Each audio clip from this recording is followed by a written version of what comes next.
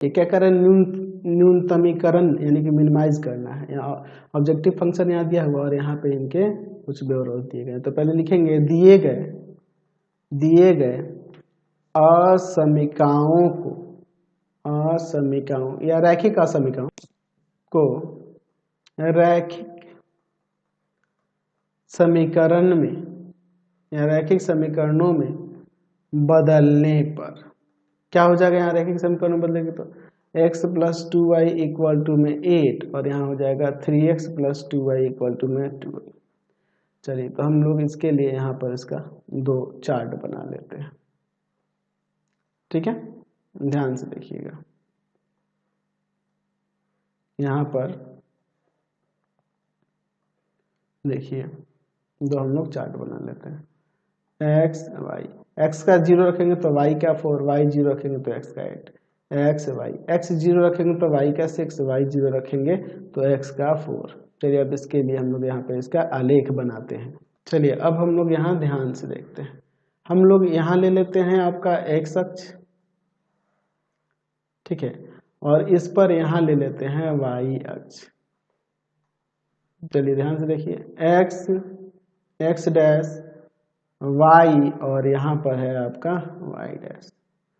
देखिए हाइस्ट 8 तक है, 1 2 3 4 5 6 7 8, 1 2 3 4 5 6 7 8।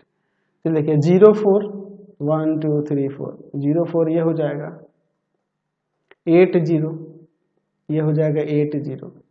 तो इन दोनों से होकर जाने वाली लाइन जो होगा वो कुछ इस तरह से हो जाएगा, यहाँ से यह हो जाएगा इस तरह से।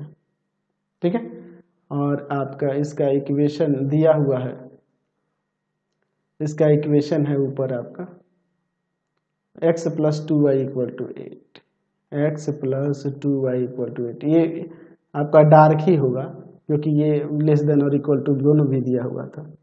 चलिए यहाँ पे देखते हैं इसके लिए।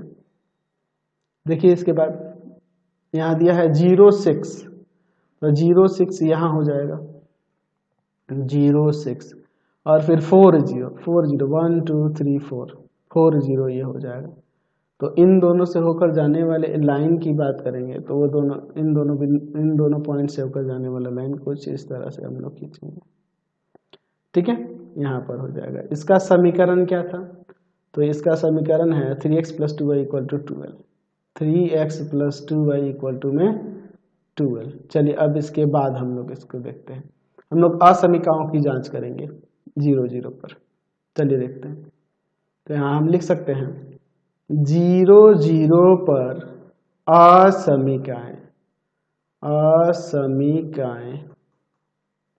पहले वाले को चेक करते हैं, 0 + 2 × 0 ≤ 8, यानी 0 लेस देन है ना 8 से, सत्य है। यहाँ हो जाएगा 3 × में 0 + 2 × में 0 ≤ 12, यानी कि 0 ≤ 12, ये आपका सत्य है। तो दोनों आपका सत्य हो रहा है, तो सत्य हो रहा है यानी कि इसका हल क्षेत्र जो हो जाएगा इसके इधर वाला ये हो जाएगा हल क्षेत्र, क्योंकि विरोध भी दिया था ऋणोत्तर विरोध, इसलिए हम लोग फर्स्ट क्वाड्रेंट में ही लेंगे। तो कोणीय बिंदु एक ये हो जाएगा 0 0, यहाँ B यहाँ C ले लेते हैं। ये C बिंदु कितना हो जाएगा देख लो, x का हो जाएगा 1 2, y का 1 2 3, यानी कि 2 3, और यहाँ ये आपका D हो जाएगा। तो हम लोग लिख सकते हैं कि हल क्षेत्र एक चतुर्भुज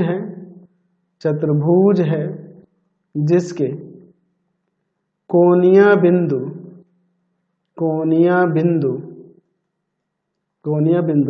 0 0, A B लिखे हैं उसके बाद ना, A नहीं दिए हैं, B 4 0, C 2 3 तथा D 0 4 है। चलिए तो अब हम लोग इसके लिए इसका न्यूनतम मान निकालने के लिए कर रहे हैं ना, तो इसके लिए यहाँ पर एक चार्ट बनाते हैं। तो इसमें हम लोग कोणीय बिंदु ले, इसलिए इसमें 5 कॉलम देंगे। ठीक है, ध्यान से देखिएगा। यहाँ पर ले लेते हैं आपके कोणीय बिंदु जो है, कोणीय बिंदु कोणीय बिंदु, और यहाँ लेते हैं हम लोग z इक्वल टू में जो दिया हुआ था ऑब्जेक्टिव फंक्शन क्या है, -3x + 4y, -3x प्लस का 4y, यहाँ O बिंदु है 0 0, B 4 0, C 2 3 और यहाँ D 0 4 है। चलिए रखते हैं, यहाँ 0 आ जाएगा, यहाँ माइनस का 12, यहाँ पर हो जाएगा -6 और प्लस का 12, -6 और प्लस का 12, 6 आ जाएगा और यहाँ आ जाएगा 16। तो मिनिमम वैल्यू -12 ही ना हो रहा है, मिनिमम -12 हो रहा है एट 4 0 पे। समझ गए, कोई दिक्कत नहीं है। तो फिलहाल इस वीडियो में यहीं तक रहने देते हैं। आपको हमारे 3 चैनलों को सब्सक्राइब करना होगा। पहला है path finder classes Chhapra, path finder classes Chhapra.